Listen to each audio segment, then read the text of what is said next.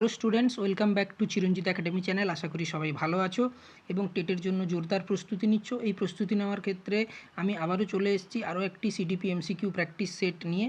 আজকে আমাদের আলোচনা হবে 16 নম্বর এমসিকিউ প্র্যাকটিস সেট, অর্থাৎ 16th pedagogy practice set. Pedagogy না, সিডিপি এমসিকিউ প্র্যাকটিস সেট। ঠিক আছে, তো ইতিমধ্যেই আমরা 15টি এমসিকিউ প্র্যাকটিস সেট আলোচনা করে নিয়েছি। সেখানে অনেক গুরুত্বপূর্ণ প্রশ্ন আলোচনা হয়ে গেছে এবং সেই সঙ্গে সঙ্গে কনসেপচুয়াল ম্যাটারগুলোও আলোচনা হয়ে গেছে।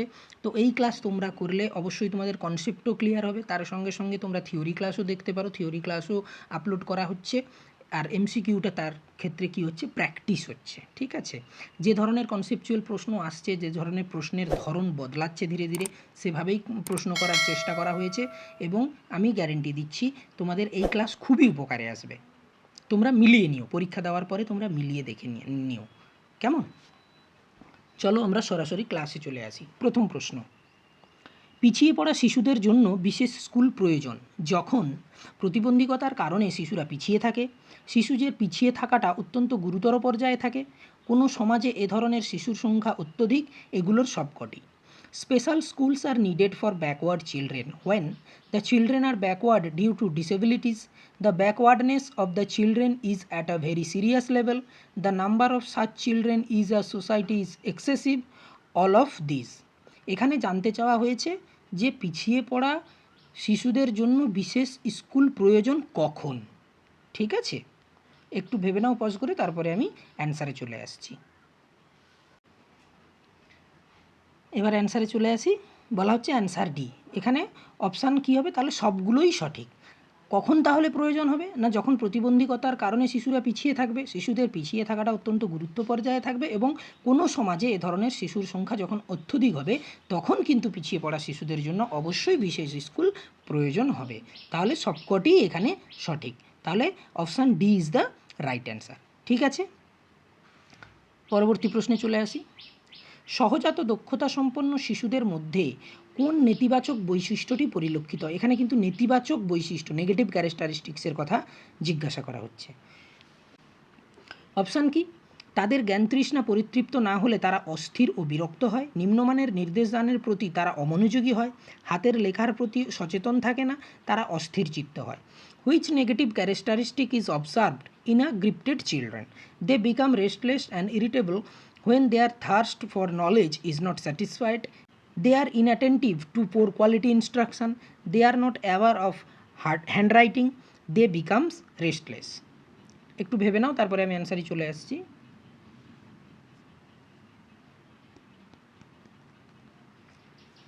এবার অ্যান্সারে চলে আসি। বলা হচ্ছে অ্যান্সার এ, অর্থাৎ তাদের জ্ঞান তৃষ্ণা পরিতৃপ্ত না হলে তারা অস্থির ও বিরক্ত হয়। অর্থাৎ এখানে গিফটেড চিলড্রেনদের ওদের একটা নলেজ, মানে জ্ঞান অর্জন করার প্রতি একটা ক্ষুধা বা থার্স্ট থাকে, বা তৃষ্ণা যেটাকে এখানে বলা হচ্ছে, থার্স্ট থাকে, একটা বেশ কিউরিসিটি থাকে, খুব প্রচুর পরিমাণে সেটা থাকে, যে ওরা এই বিষয় সম্পর্কে আরও জানবে, এটা সম্পর্কে আরও গভীরভাবে ধারণা অর্জন করবে, এই রকম বিষয়গুলো। তো সেক্ষেত্রে কী হয় না, তারা they become restless and irritable when their thirst for knowledge is not satisfied. অর্থাৎ তাদের জ্ঞান তৃষ্ণা, অর্থাৎ জ্ঞানের অর্জনের প্রতি যে চাহিদাটা, সেটা যদি পরিতৃপ্ত না হয়, তখন তারা কিন্তু অস্থির ও বিরক্ত হয়।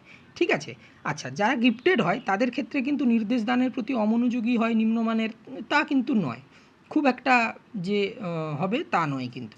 আচ্ছা, হাতের লেখার প্রতি সচেতন থাকে না, তাও নয়। এগুলো কিন্তু নেতিবাচক বৈশিষ্ট্য নয়, এগুলো ইতিবাচক বৈশিষ্ট্যই। অর্থাৎ যখন গিফটেড চিলড্রেনকে একটা সুন্দর মানের একটা ইনস্ট্রাকশান দেওয়া হবে, তখন সেটাতে সে সত্যিই সঠিকভাবে মনোযোগী হয়।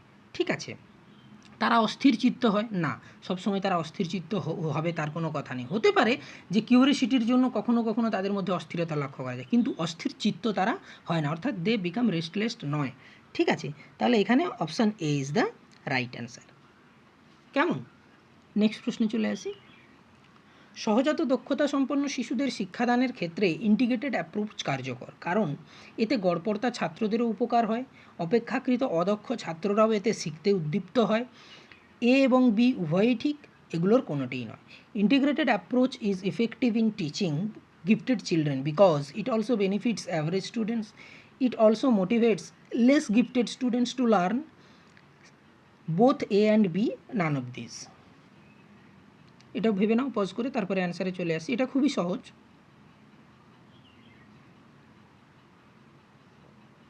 এবার অ্যান্সারে চলে আসি, অ্যান্সার সি। আশা করি সবাই সঠিকই ভেবেছো। কারণ কি হয় না, ইন্টিগ্রেটেড অ্যাপ্রোচ করার ফলে কি হয়, সেখানে সব রকম শিক্ষার্থীরা ইন্টিগ্রেট করা হয়, শিক্ষার্থীদেরকে ইন্টিগ্রেট করা হয়। তাহলে কি হয়, তারা সেক্ষেত্রে কী হয়, গড়পড়তা যে ছাত্রগুলো থাকে তারাও উপকৃত হয় এবং অদক্ষ ছাত্ররা যারা থাকে তারাও টিচিং স্ট্র্যাটেজি বা শিক্ষক মহাশয় যে মেথডটা ইউজ করেন তার প্রতি ওরা মনোযোগী হয় এবং শেখার জন্য তাদের আগ্রহ তৈরি হয় বা তাদের মধ্যে উদ্দীপনা সঞ্চারিত হয়। তাই দুটোই এখানে ঠিক হবে। তাহলে option C is the right answer. পরবর্তী প্রশ্নে চলে আসি। পড়ানোর পরিকল্পনা রচনার সময় খেয়াল রাখতে হয় ছাত্রদের ইতিমধ্যে অর্জিত জ্ঞান, শেখানোর পদ্ধতি নির্বাচনের বিষয়টি, শিক্ষাদান আকর্ষণীয় করে তোলার বিষয়টি, এগুলোর সবকটি। While writing a teaching plan, one should keep in mind the knowledge already acquired by the students, the selection of teaching methods, the issue of making teaching interesting, all of this. এটাও খুবই সহজ, তাও যেহেতু এই ধরনের প্রশ্নগুলো আসে তাই এই ধরনের প্রশ্নগুলো এখানে দেওয়া হয়েছে। এগুলো প্র্যাকটিস হয়ে যাচ্ছে যাতে কোনো রকমভাবে কখনো কনফিউশন তৈরি না হয়। ঠিক আছে, তাই হোক, ভেবে নাও এটা, তারপরে আমি অ্যান্সারে আসছি। এবারে অ্যান্সারে চলে আসি, অপশান ডি। আশা করি সবাই এটাও ঠিকই ভেবেছো। তার কারণ কি না, যখন একটা টিচিং প্ল্যান করা হয় তখন সবসময় শিক্ষক মহাশয়কে মাথার মধ্যে রাখতে হবে যে শিক্ষার্থীদের পূর্ব জ্ঞানটা কী আছে, অর্থাৎ ইতিমধ্যে শিক্ষার্থীরা কী জ্ঞান অর্জন করেছে। আচ্ছা, যে বিষয়টি সম্পর্কে পাঠদান করবেন সেটা কোন বিষয়টা হবে, অর্থাৎ টিচিং কোন বিষয়টা না, কী পদ্ধতিতে হবে, অর্থাৎ টিচিং মেথডটা কী হবে। ঠিক আছে, এবং শুধু তাই নয়, টিচিং মেথডটা যাতে খুব ইন্টারেস্টিং বা অ্যাট্রাকটিভ হয় সে বিষয়ের প্রতিও শিক্ষক মহাশয় নজর রাখেন। তাহলে এখানে এবিসি তিনটেই ঠিক। তাহলে সেই অনুযায়ী কী হচ্ছে, option D is the right answer, all of this. ঠিক আছে, পরবর্তী প্রশ্ন। ক্লাসে শৃঙ্খলা থাকে না যদি ক্লাসের কয়েকজন ছাত্র দুষ্টু হয়, ছাত্রদের কোনো কাজ না থাকে, ক্লাসের সব ছাত্ররাই দুষ্টু হয়, এগুলির কোনোটিই নয়। There is no discipline in a class if some student in the class are naughty, students have no work to do, all the students in the class are naughty, none of this. এটা একটু ভালো করে ভেবে নেবে, এই জায়গাগুলোতে confusion খুবই তৈরি হয়, এগুলো কনফিউজিং কোশ্চেন বলে এগুলোকে, কিন্তু এখান থেকে মোস্ট অ্যাপ্রোপ্রিয়েট যেটা সেটা তোমাকে চুজ করে নিতে হবে। পজ করে ভেবে নাও, তারপরে আমি অ্যান্সারে আসছি।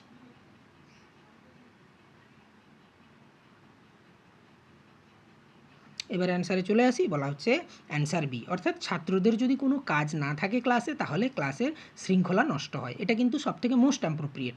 হ্যাঁ, অনেক সময় হয় কি, ক্লাসে অনেক ছাত্র দুষ্টু হয়, মানে দে আর নটি হয়, আবার সব ছাত্ররাও দুষ্টু হতেই পারে, না হওয়ার কিছু নেই, কিন্তু সেটা শিক্ষক মহাশয়কে কৌশলে তাদের দুষ্টুমিটাকে কন্ট্রোল করতে হবে। কিন্তু যদি ক্লাসে কোনো কাজ না থাকে, এটাই হচ্ছে মেন তখন হয়ে দেখা দেয়, বড় বিষয় হয়ে দেখা যায়, এটা মানে মোস্ট অ্যাপ্রোপ্রিয়েট হয়ে দেখা দেবে এই অপশানটা। ঠিক আছে, তাহলে ক্লাসে যদি শৃঙ্খলা না থাকে, অর্থাৎ there is no discipline in a class if students have no work to do, যদি কোনো কাজ না থাকে ছাত্রদের। ঠিক আছে, তাহলে option B is the right answer. চলো পরবর্তী প্রশ্নে চলে আসছি আবার। শ্রেণীকক্ষ ব্যবস্থাপনা, ক্লাসরুম ম্যানেজমেন্ট। শ্রেণীকক্ষ ব্যবস্থাপনার জন্য যে বিষয়টি বিবেচনা করতে হয়, ছাত্রদের প্রতি শিক্ষকের আচরণ, ক্লাসে শৃঙ্খলাবদ্ধ ও নিয়ন্ত্রিত আচরণের বিষয়টি, স্কুলের সাধারণ প্রশাসন ও ব্যবস্থাপনা, এগুলোর সবকটি। The factors to be considered for classroom management are teachers behaviour towards students, disciplined and controlled behaviour in the class, general administration and management of the school, all of this. এটাও ভেবে নাও, তারপরে আমি অ্যান্সারে আসছি।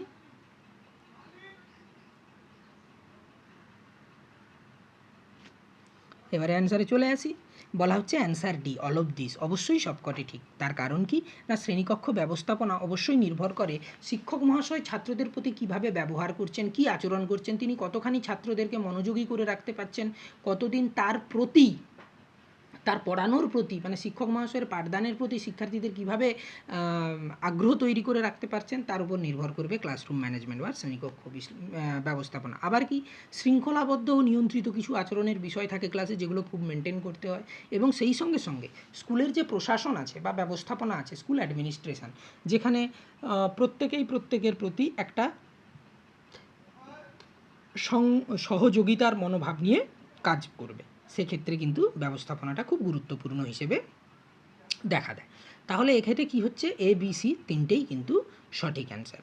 ঠিক আছে, তাহলে সেই অনুযায়ী কী হচ্ছে অ্যান্সার, মানে option D is the right answer. কেমন? চলো নেক্সট প্রশ্ন। পড়াশোনায় পিছিয়ে পড়ার ফল হতে পারে বদ্ধতা, যেটাকে স্ট্যাগনেশন বলা হচ্ছে, হতাশা, সমাজে মানিয়ে চলার ক্ষেত্রে অসুবিধা। এবারে তারপরে মাল্টিপল অপশান দেওয়া আছে, মানে এগুলোর মধ্যে কোনটা হতে পারে বা কোনটি হতে পারে। Falling behind in studies can result in stagnation, depression, difficulty in adapting to society. এটাও পজ করে ভেবে নাও, তারপরে আমি অ্যান্সারে চলে আসছি।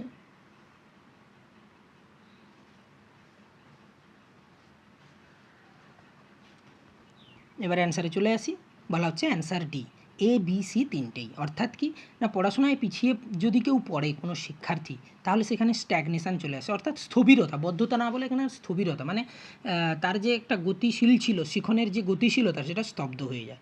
আবার অনেক সময় কি হয়, শিক্ষার্থীরা হতাশায় চলে যায় এবং সমাজে মানিয়ে চলার ক্ষেত্রে অসুবিধা দেখা দেয়, কারণ প্রপার শিক্ষণটা তার তখন সম্পন্ন হয় না। তাই এই বিষয়গুলো তার মধ্যে লক্ষ্য করা যায়। তাহলে option D is the right answer, সবকটি ঠিক হবে এখানে। কেমন? নেক্সট প্রশ্ন, পিছিয়ে পড়া শিশুদের জন্য কী ধরনের পরীক্ষা কার্যকরী হতে পারে? রচনাধর্মী এবং নৈর্ব্যক্তিক উভয় ধরনের প্রশ্নে পরীক্ষা, প্রজেক্ট এবং অ্যাসাইনমেন্ট, মৌখিক পরীক্ষা, শুধুমাত্র রচনাধর্মী প্রশ্নের পরীক্ষা। What type of tests can be effective for backward children?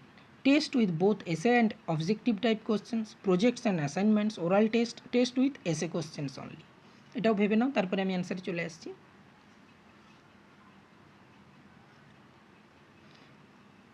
এবারে অ্যান্সারে চলে আসি, বলা হচ্ছে অ্যান্সার বি, প্রজেক্ট এবং অ্যাসাইনমেন্ট।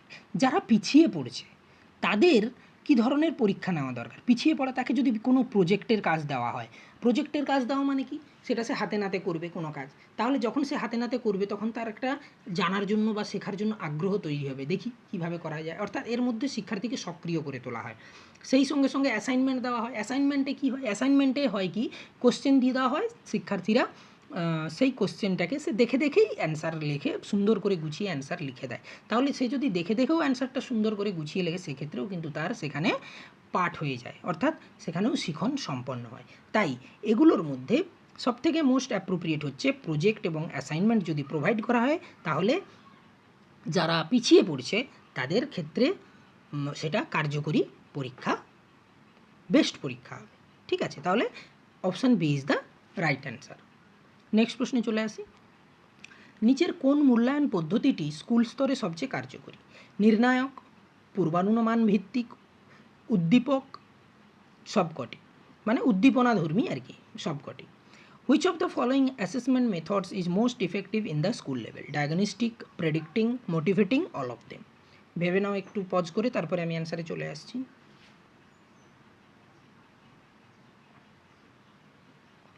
এবার অ্যান্সারে চলে আসি, বলা হচ্ছে অ্যান্সার এ, ডায়াগনস্টিক। তার কারণ কি না, ডায়াগনস্টিক টেস্টের মাধ্যমে সহজেই আমরা বুঝে নিতে পারি শিক্ষার্থীদের কোথায় দুর্বলতা থেকে গেছে, বা কোনটা শিখতে পারেনি, বা শেখানোর মধ্যে কোথাও যদি ত্রুটি থেকে যায়, সেটা ডায়াগনস্টিক টেস্টের মাধ্যমে কিন্তু জানা যায়।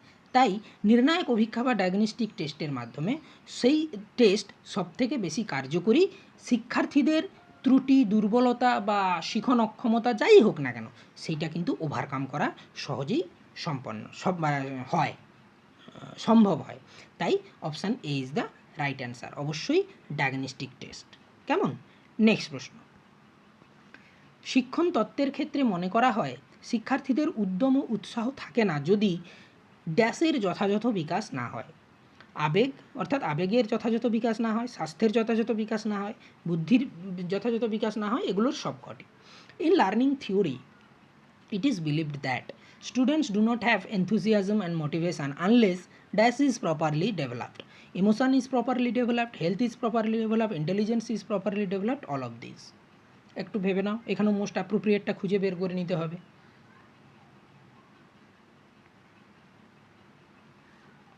এবার অ্যান্সারে চলে আসছি, বলা হচ্ছে অ্যান্সার এ, ইমোশান, আবেগ। অর্থাৎ শিখন তত্ত্বে শিক্ষার্থীদের উদ্যম ও উৎসাহ তখনই থাকে যখন সে তার ইমোশানটাকে সঠিকভাবে কাজে লাগাতে পারে। অর্থাৎ শিক্ষার্থীর ইমোশান সঠিকভাবে যদি সে সঠিকভাবে এবং সক্রিয়ভাবে যদি নিয়ন্ত্রণ করতে পারে, তাহলে সেক্ষেত্রে কী হয়, তার উদ্যম ও উৎসাহটা সঠিকভাবে থাকে। তাহলে যদি সেই ইমোশানটাকেই সে সঠিকভাবে কন্ট্রোল করতে না পারে, তাহলে তার উদ্যম এবং উৎসাহ সঠিকভাবে থাকবে না। তাহলে option A is the right answer. তাহলে in learning theory it is believed that students do not have enthusiasm and motivation unless emotion is properly developed. আবেগের যথাযথ বিকাশ যদি না হয় তাহলে শিক্ষার্থীদের উদ্যম ও উৎসাহ থাকে না শিখনের ক্ষেত্রে। কেমন? তাহলে দেখো এই যে প্রশ্নগুলো, যে কটা প্রশ্ন হলো খুবই কনসেপচুয়াল, এবং এখানে মানে ম্যাক্সিমাম প্রশ্ন কি আছে, প্রায় সব কটা উত্তরই ঠিক, তার মধ্যে মোস্ট অ্যাপ্রোপ্রিয়েট খুঁজে বের করে নিতে হবে। অর্থাৎ এখন অপশান এরকমই দেওয়া হচ্ছে পরীক্ষার ক্ষেত্রে যে একটা অপশান সঠিক হবে বাকিগুলো ভুল হবে তা নয়, সবগুলো অপশানই ঠিক হবে, তার মধ্যে থেকে মোস্ট অ্যাপ্রোপ্রিয়েটটা কিন্তু তোমাকে বেছে নিতে হবে, তাহলে প্রিপারেশানটা সেভাবেই নিতে হবে। তাই আমি বারে বারে বলছি এমসিকিউ প্র্যাকটিস করার সঙ্গে সঙ্গে যে সকল থিওরি ক্লাসগুলো ধীরে ধীরে আপলোড করা হচ্ছে সেগুলো অবশ্যই তোমরা দেখো, অবশ্যই, যেটা তোমাদের খুবই উপকারে আসবে। এবং আশা করি এইভাবে খুঁটিয়ে সুন্দরভাবে ক্লাস সহসা কন্ডাক্ট করা হয় না। ঠিক আছে, তাহলে পরের সেটে আবার দেখা হচ্ছে, পরবর্তী সেট নিয়ে আবারও চলে আসবো সিডিপির এমসিকিউ প্র্যাকটিস সেট নিয়ে। ভালো থেকো, ভালোভাবে প্রিপারেশান নাও।